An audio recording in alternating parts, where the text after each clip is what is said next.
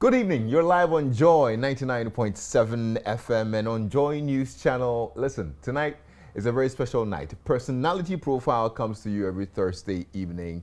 And I look forward to it because we get to sit with amazing men, amazing Ghanaian men and women who have charted a path worth emulating. And this evening, I've got one such amazing guest for you. Well, listen, this is the part you stop everything you're doing, call a friend, tell your family members that, look, they need to also tune in and check this conversation out. There's one that you're going to love. If you get on our social media platforms as well, you can actually share it across for your friends and family to also check it out. Now, sit back, relax, get a glass of wine or something of the sort, and enjoy the conversation we're about to share with you. He's an amazing statesman, one that you'd love to know about. And we get to walk into his life, a little bit of it, just a little bit of it, here on Personality Profile today. I'm Lexis Bill on behalf of the crew. I welcome you aboard. Now, we call him a man who has been in the mill and out when it comes to management in Ghana. My guest has over 5 decades of experience at the apex of the corporate management and public sector advisory roles in Ghana and internationally. He's a proven leader in strategic management and a much sought after advisor to government, public sector, private sector organizations. Tell you what, in 1983, he became chairman of UAC Tanzania, becoming the first African chairman of any Unilever company outside his home country. In 1986, as well, exactly 20 years after joining the company, he became chairman of UAC Ghana, and in 1992, he became chairman Unilever Ghana Limited. He steered the company from a depressed conglomerate into a focused and prosperous company. Yeah. Now, he chairs a number of boards, including MTN Ghana, Standard Chartered Bank, and Wilmar Ghana. He's a role model for management in Africa. At the national level, he's been chairman of the University of Ghana Council, member of the board of the Central Bank, president of the Ghana National Chamber of Commerce and Industry, president of Ghana Employers Association, president of the Private Enterprise Foundation Ghana. I could go on and on and on. In fact, a piece that I read suggested that he should be in contention for a world record for the highest number of boards served on. His life is one that really needs to be documented, and rightly so. It has. Yeah, Documenting Ghana is a compelling biographical documentary film series that delves into the life of and stories of personalities who have significantly influenced the fortunes of Ghana. Yeah. The series aims to shed light on the rich history and remarkable achievements of these individuals, presenting their journeys in a captivating and informative manner. Dr. Ishmael Evans Yamson, chairman of Ishmael Yamson and Associates, is one of the people who has been featured in the 5-part biographical documentary film series that will premiere on the 15th of October. So to warm up to that release, we get to follow part of his journey here on Personality Profile, and I'm excited. He's here. Doc Akwaba. Yeah. So good to see you. Thank you very much. Pastor Nothing Deng. Somebody. And I'm Fansone, President. Oh, Fansone, the make a pa. Oh, Kampa. Hey, show me Mukakra because maybe your chin into me come Fansone. Oh, well, Chef Answer was a woman. Now, we Chef Answer so called levels. Oh, sir. I was school. I was school. To be trouble to make a can. Wow. From Bremen Kuntanasi.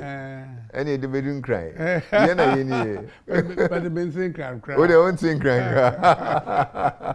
Anyway, I'm so happy to have you. How are you, by the way? I'm fine. Yeah. I'm very well. So what, are you enjoying? And that's the thing. I was hoping you'd be enjoying your rest, taking it easy. But I see you and your PA and running around and doing this. And I'm like, hey, what for now, Ray?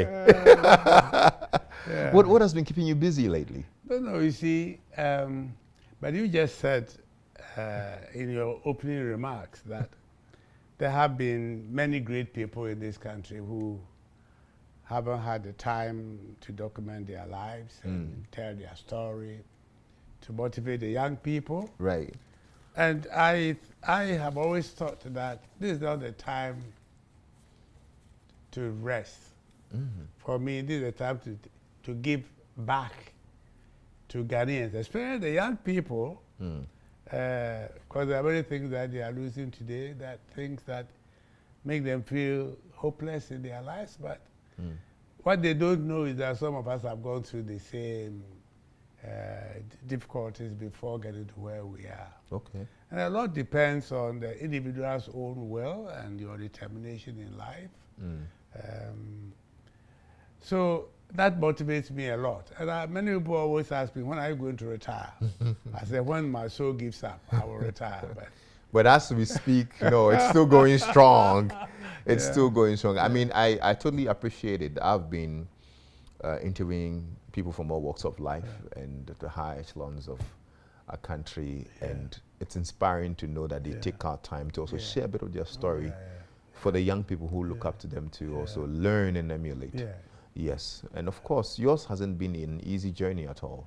No, it hasn't been. Like many of my generation, I had a very difficult beginning. I never knew my father. I saw him when I was probably, the last time was about when I was 6, 7 years old. Never saw him again. And I grew up in the house of... What happened? He ran away? Well, no, I wouldn't say he ran away, but he was a UAC cocoa buying agent. You know, those days they were transferred every now and then. So when he left our village, but before then there had been some issues that had led to a separation between himself and my mother. And your mother, okay. And at the time, my mother was, I was only about 6 months old when the separation came. And my mother was very ill. But luckily for me, my grandmother had had a baby, literally of my same age, 6 months apart. Okay. So I grew up in the house of my grandmother, feeding on my grandmother's breast. Wow. Yes.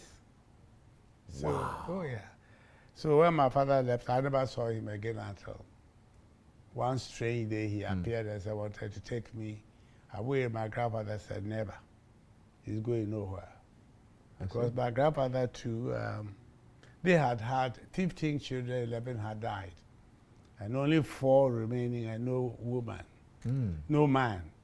So when I was born, he thought I was a gift. That's why he named me Ishmael. Oh. You know, so. It's a biblical prophecy. Yes. So, and he was a great Christian too, so. I literally didn't know my mother until much later in life. Yeah. So my grandfather was always my father, and my grandmother was my mother. Okay. And my grandmother had to go to great lengths to get me to call him granddad. So I didn't know how to call him granddad. And I kept asking him, why do you want me now to call you Nana? Because I have always known you as my... So then he took me aside and told me the story. While he was in tears, he was telling me the story. Wow. At what age did you get to know the story? Look, I was in secondary school from 3. So I was already a grown-up. You were already a grown-up? Yeah. Okay. So but what kind of upbringing did you get from them? Oh, I must say that I was lucky. I don't know what would have happened if I had grown up in the house of my father. But my grandfather was a great Christian. He actually brought the Methodist Church to our village. Breman Continency. Okay. So he was I saw paying for all the time I had known him. Okay. Until actually he died. And it was a very tough upbringing. Very well disciplined. You know, in the evening, you had to go to church with him at 6 p.m. In the morning, he wakes you up. You have to. I didn't want to go to school anyway. You didn't want to go to school? No, I didn't want to go to school. I was enjoying my kid life. So, and I still remember, because one day he tricked me into his sister's house, supposedly to accompany him to his sister. What I didn't know was that he had arranged with somebody behind the window. So he picked me up through the window, the other man took me, and the school was just by. It was a church, 10 school. You know, a coup that was staged recently. And at that time, the military really was trying to find his feet again. Okay. So I went for the interview, and the interview was another story. Because I didn't have money. All I could buy was a Chinese suit. Because though Nkrumah's regime was socialist, and you could only import things from the Eastern Bloc. So we had a Chinese suit. I bought a black Chinese suit and an Ivanhoe shirt. I'm sure people of my age will remember Ivanhoe shirt. Yeah, not me. Yeah. So the Chinese suit, the arm was very short, so it was somewhere here. Okay. And the shirt was somewhere here. So I looked like somebody who was really from the village. And I was living in somebody's house in Abekan. Okay. And I had to travel from Abekan to UAC house, which was very close to the post office, on an untarred road. So by the time I got there, I was looking very scruffy, very dirty, dust all over my body. So one night, it was my turn, and I didn't know even where the washrooms were to go and brush my nose. So when they called my name and I entered the room, everybody started laughing. And one man said, where is this bushman from? As I was walking into the room to sit down, said, hey, where do you come from? I said, well, my mother is from Bremen Contrast, and your father from Sopon. They said in front of Achifu in Ejim de Mia. And a young man entered an interview with such a reception. Yeah. But I was totally unruffled whatsoever. I sat down, gave me the seat, I sat down. But as the interview progressed, it started to become livelier and livelier. Yeah. And one man put the question to me. There was an interview of 9, 6 whites and 3 Ghanaians.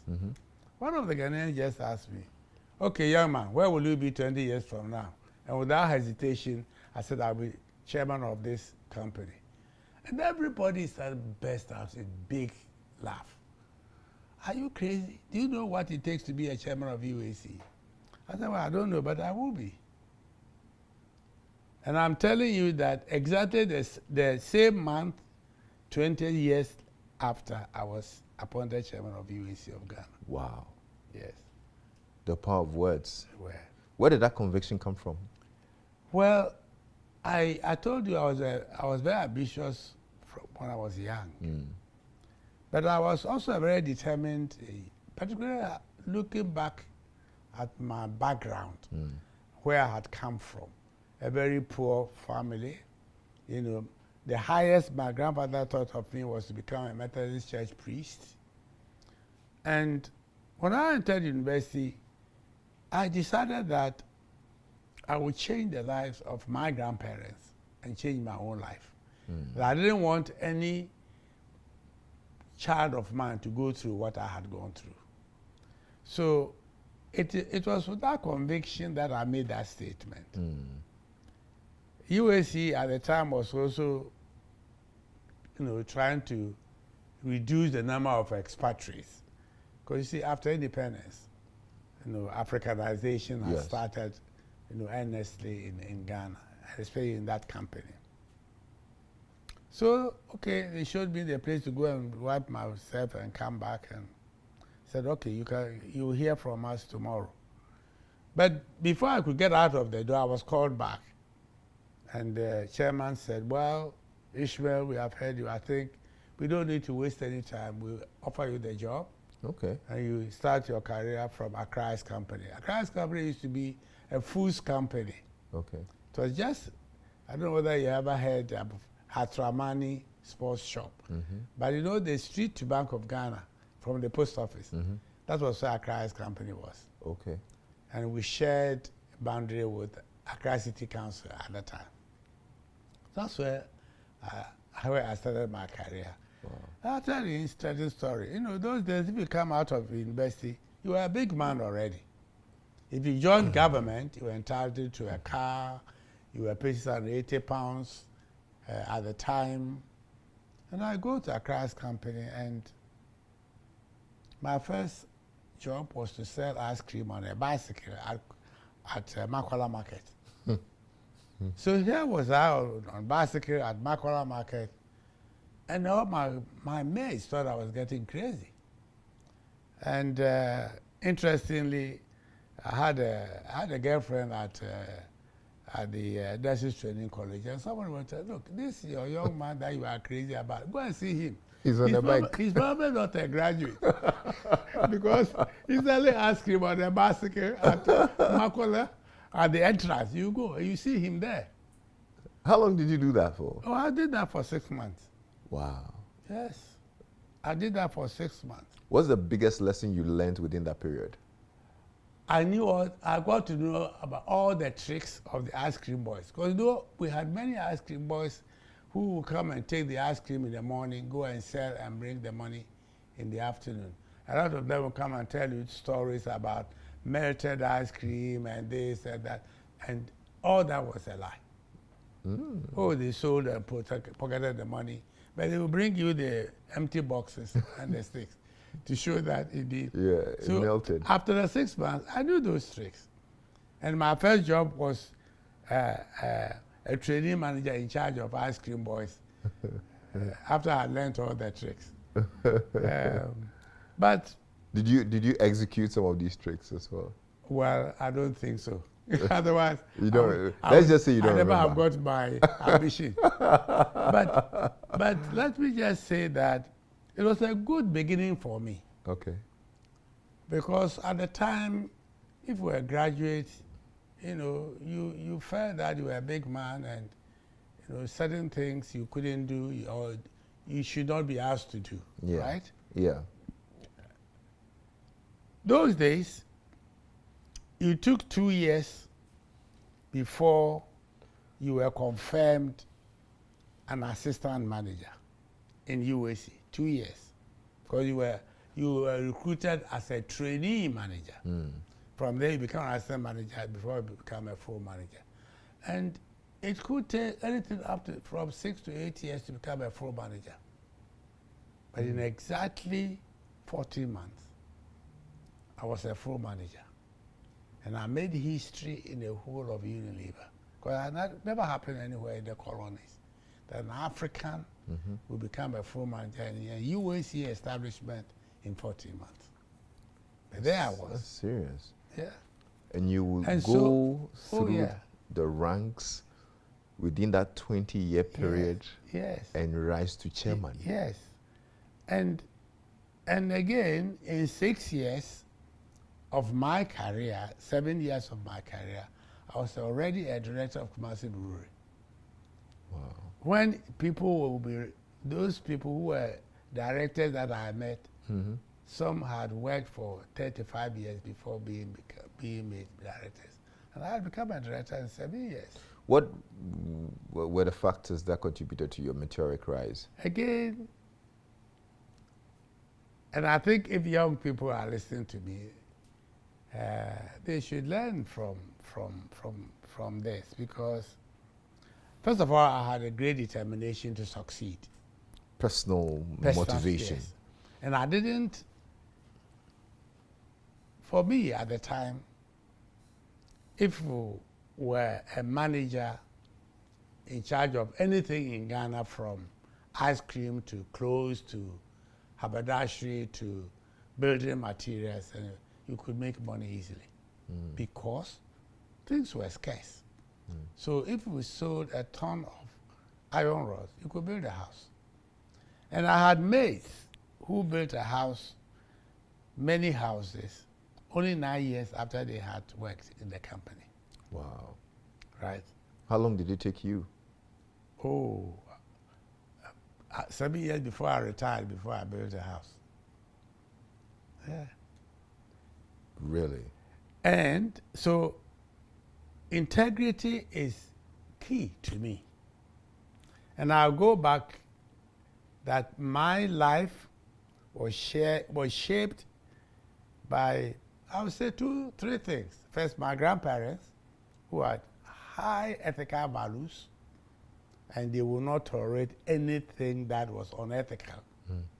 And I remember when we went to secondary school, my grandfather gave me a Bible and said, that's what you live by.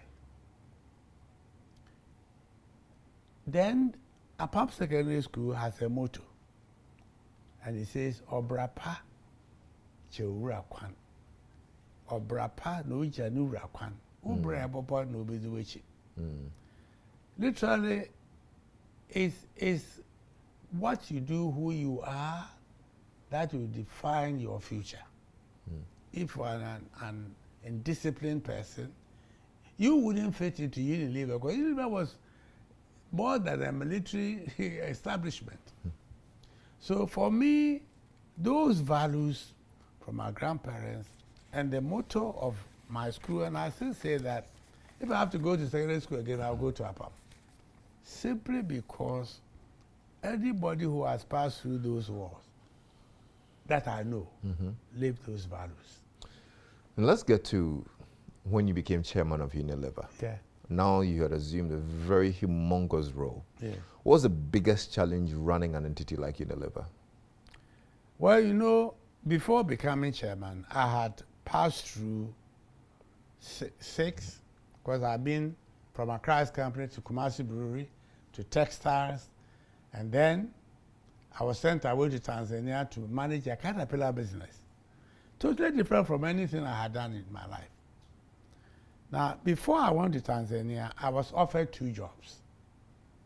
The UAC of Tanzania, and best I was in the UK. Best I was going to go there as a marketing manager in charge of ice cream, of course, given my background. Yeah. And Tanzania was a typical UAC business that had made losses for 9 years. So what the job was, the 2 jobs were offered to me. I said, I'll go to Tanzania. And the man said, are you crazy? Everything that we put to you, you take the most difficult one. Because at that time, Tanzania was a struggling country. There was nothing you could buy in Tanzania, and I can tell you, I took television set to Tanzania to seized at the airport. Because television was watched only by the bourgeoisie. So only expatriates were allowed to take television set to Tanzania. So you bring it, it's seized at the airport. But I tell you, 4 years after I was returning, it was given back to me. Yeah, they kept it for you? They kept it for me. They won't allow me to use it. They kept it for me. Wow. So I arrived, and in 7 months, this company that I've gone through 9 years of losses, I turned it around. And we made our first profit 5 months after I had arrived in the company. What did you do? Well, because the company was being run by,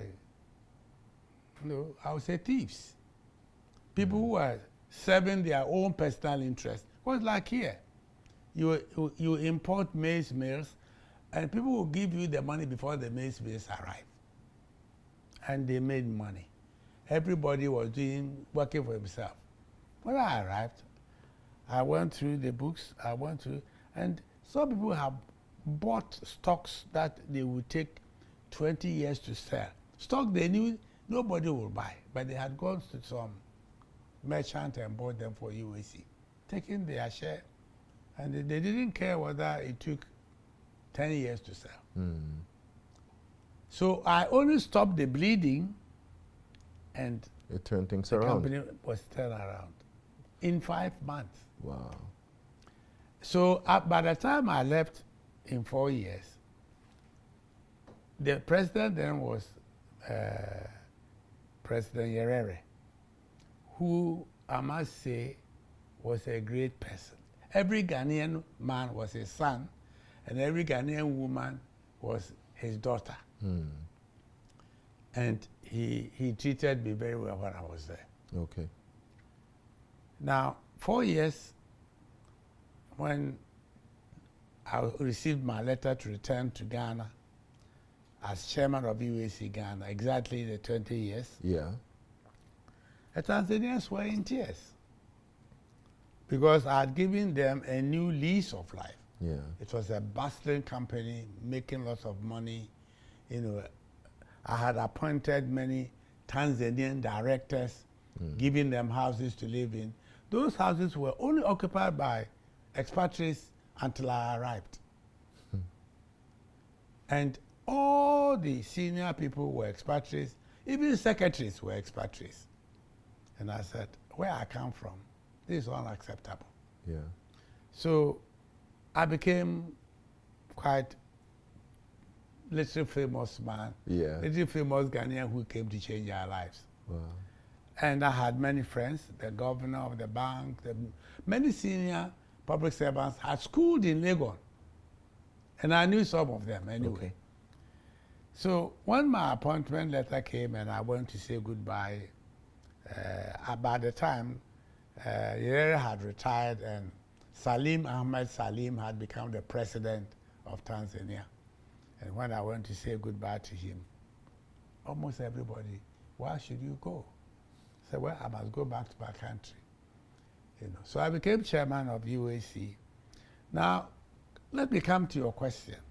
When I arrived in Ghana, UAC of Ghana, like UAC of Tanzania, was bleeding, was making heavy losses for 4 years.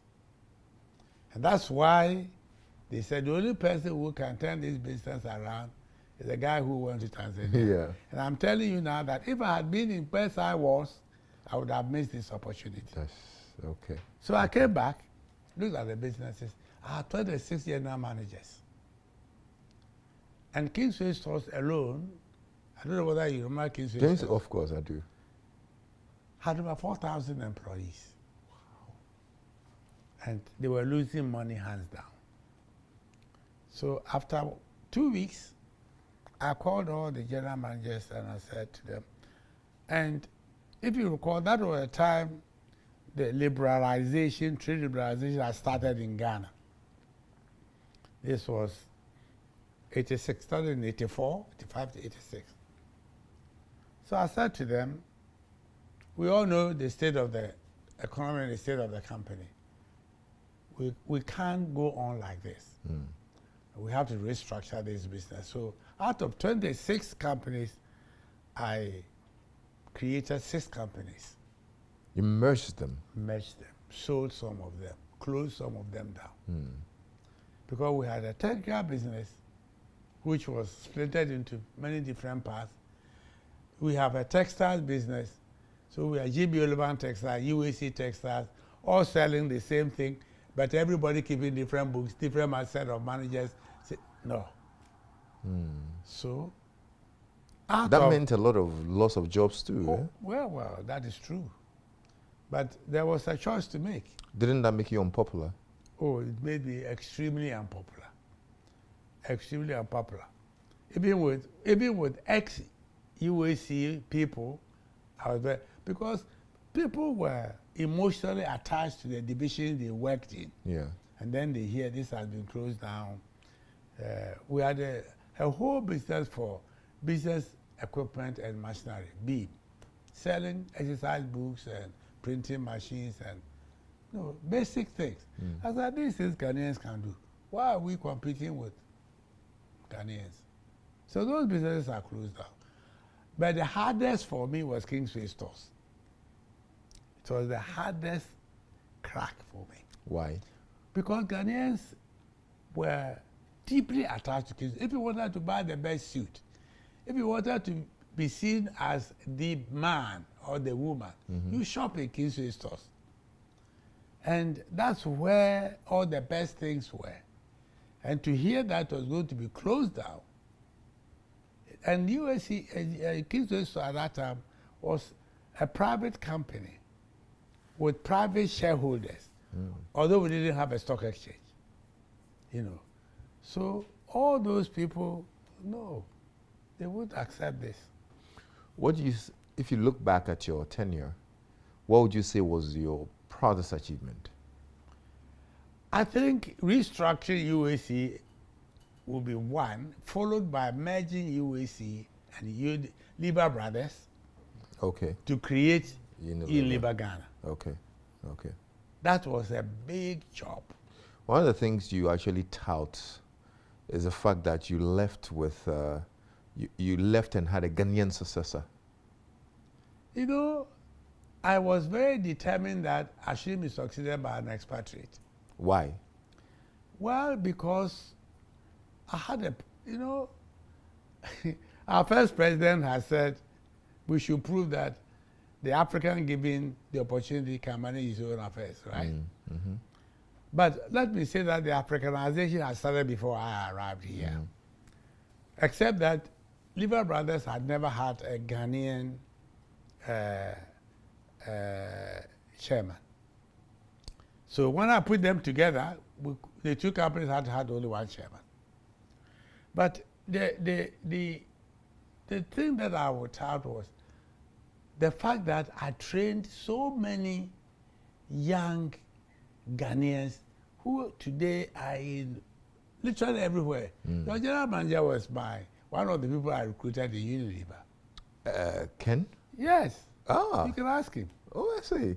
Yes. And there are many. You can find them everywhere. Yeah. The MTN senior vice president for all MTN companies in Africa except Nigeria and South Africa. It's one of the guys I recruited. So I really am proud about that. I think you had a graduate scholarship program at the time. I had a graduate scholarship and postgraduate scholarship scheme. Wow. And I created that myself. Unilever didn't even want it. I said, I don't care. Because I created 3 chairs in the 3 public universities then. Legon, KNUS, and Cape Coast. And we offer scholarships to those who are doing science, mathematics, and economics. I was a bit selfish. So I put economics into it. Your bias showed. Bias. So, you know. and we were given, at the time, we were given about 300 scholarships. Oh, okay.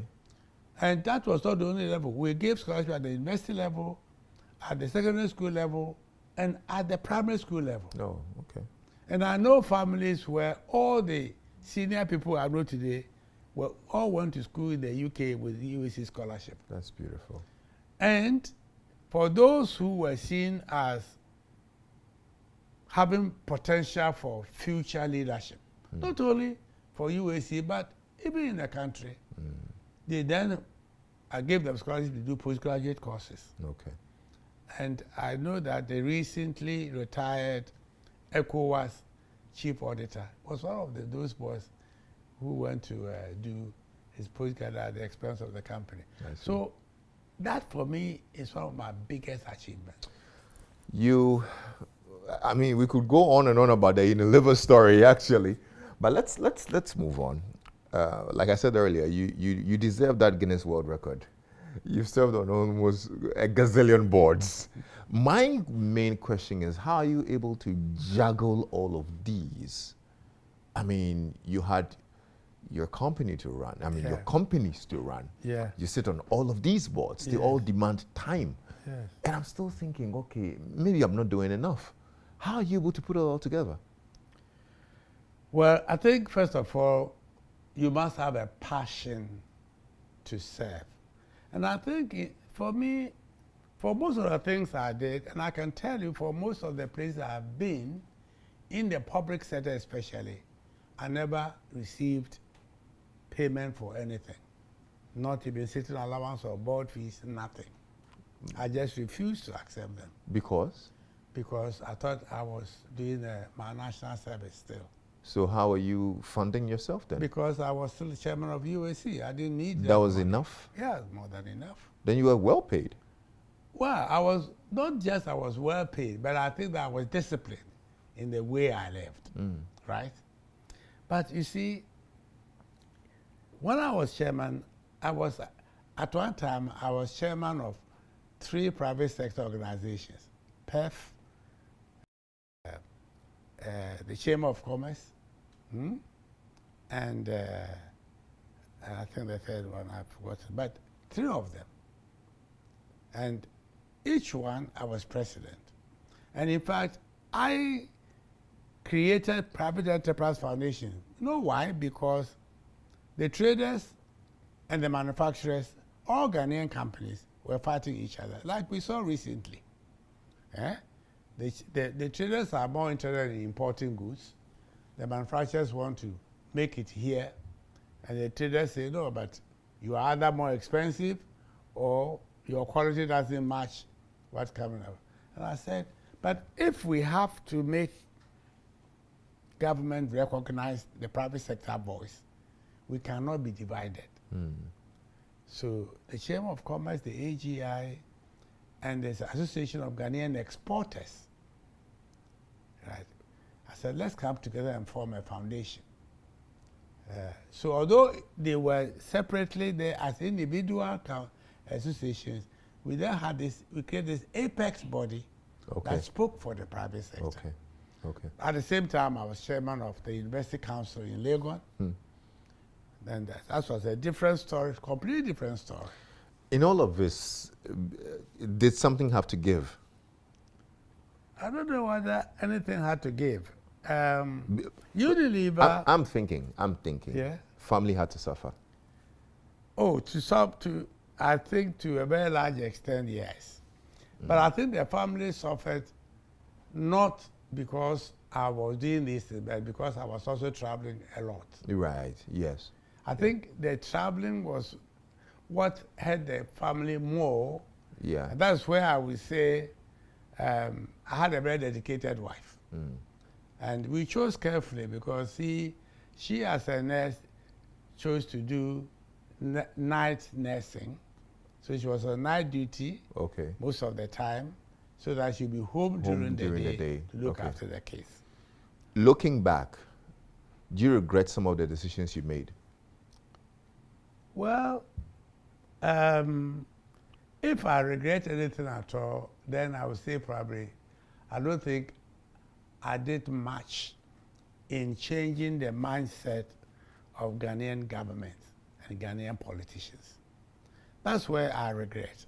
Because I think I had the capacity, and my generation, we had the capacity to shape or help shape Ghana's future.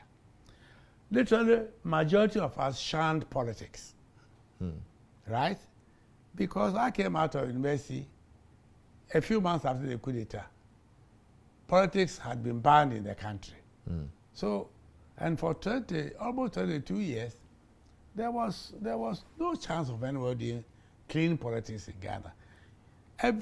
Every civilian administration didn't last more than 2 years. So why go and risk your future in a venture that you know will not last? Because the soldiers were standing there waiting for their turn. So we lost that opportunity, or maybe we chose to lose that opportunity. And then after 1992, we were old enough, to begin to say we are not going to dabble in politics. But I still think that we could have done a little more. I believe that, and that's why, those who have followed me know that literally I served every government that we have had until I wasn't too much involved in Mahama's administration, and I've not been involved in this administration at all. Before then, literally from Buzia, Leman, Rawlings regime, Kufuor, Atamers, I was very active. What do you think you could have done with respect to this regret you're talking about, not doing enough to change the mindsets of people, especially when you look at what is going on now? I can tell you that politicians are very difficult people to deal with, right? Some of them listen, but majority of them don't listen. And unfortunately, we live in a continent where our politicians have come to somehow believe that it is first about themselves before country.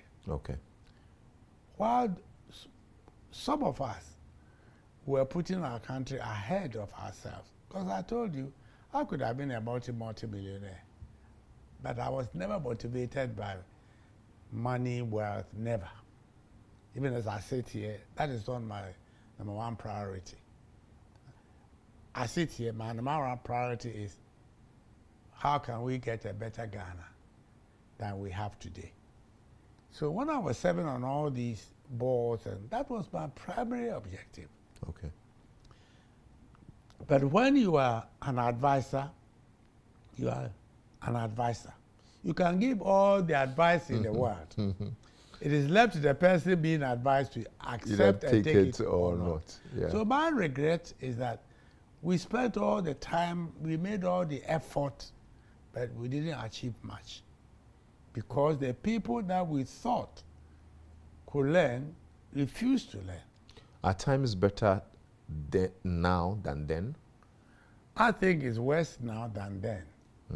Why? Because, and I believe that Ghana was also very unlucky where we had far too many military interventions. Okay.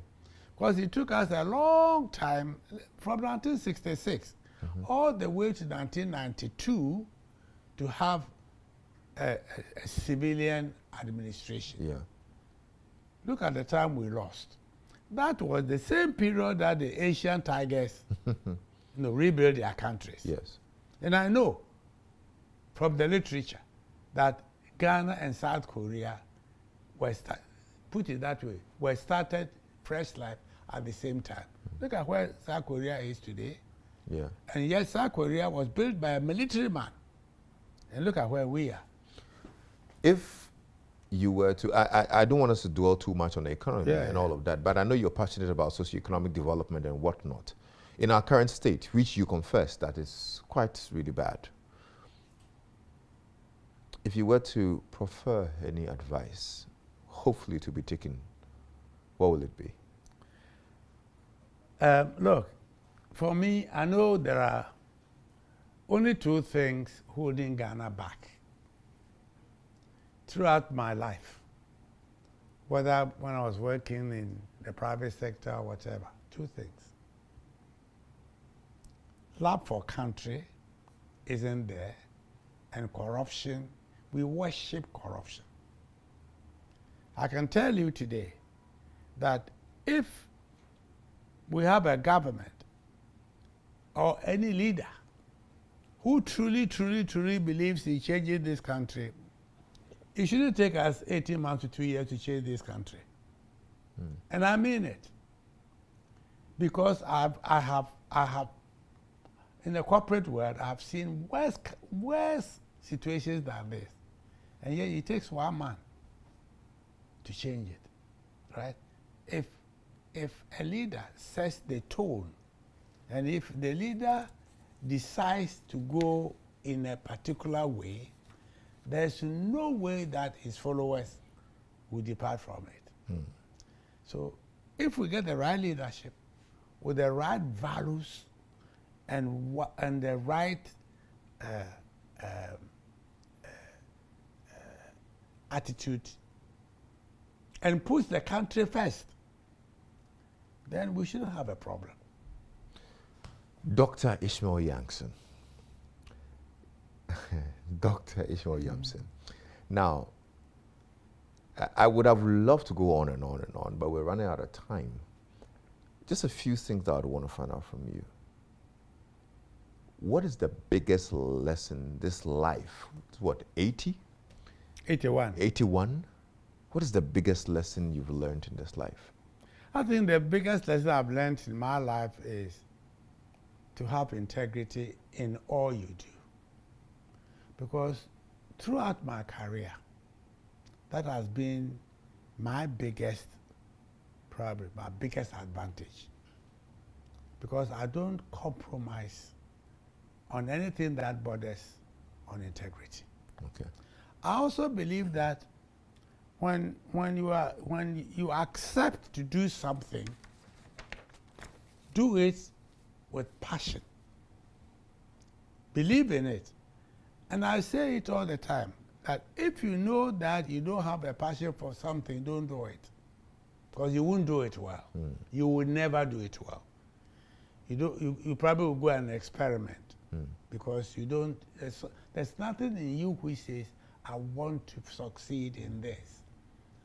You know, and finally, my advice would be, you should know what you want to do with your life. Right? And if you choose what you want to do with your life, then pursue it with determination. There you go. Some really good nuggets for this life. No, I totally love it, and I totally appreciate that you shared this. You have decided that for the rest of your life, you'll be a TV star.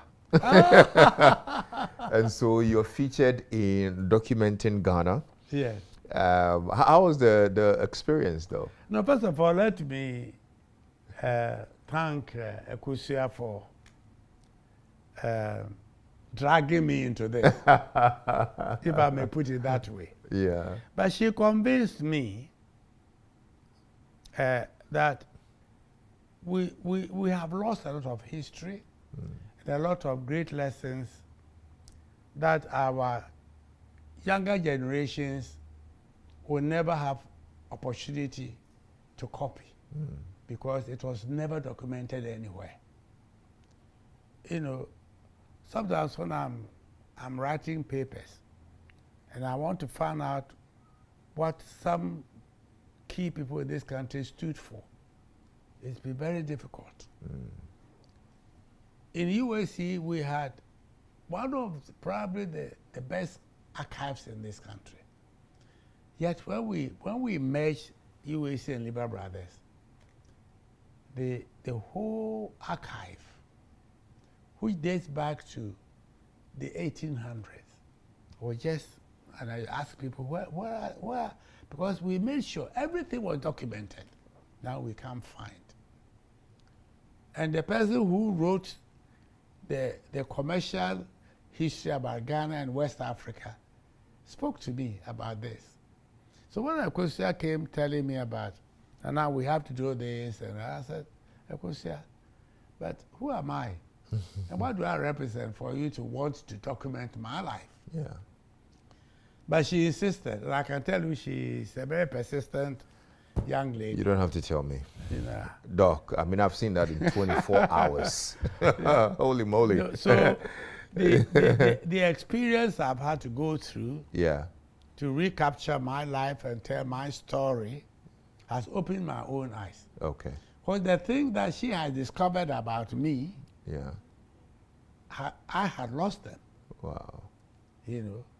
Well, luckily, we get to see it when it's premiered on the 15th of October, right? Yes. Absolutely. Thank you, Doc. Thank you very much. And God bless you. And We're thank you grateful. for having me. I'm so happy that we did this. Yes. And I'm sure a lot of people will learn from your journey, the passion, the love for country, the persistence, and the determination. I'm grateful. And thank you. We're so grateful that you also made time to watch this conversation and listen to us on Joy 99.7 FM as well. Dr. Ishmael Yamson. What a man, a great statesman. Yeah. Recommend this conversation to your friends and family as well, and look out for Documenting Ghana and the bit about him as well. Thanks to Akusi and the team who put it together. They've been totally wonderful. And my production crew and my camera crew, we're grateful that you spent time with us. I'm Lexis Bill. Enjoy your evening. You could have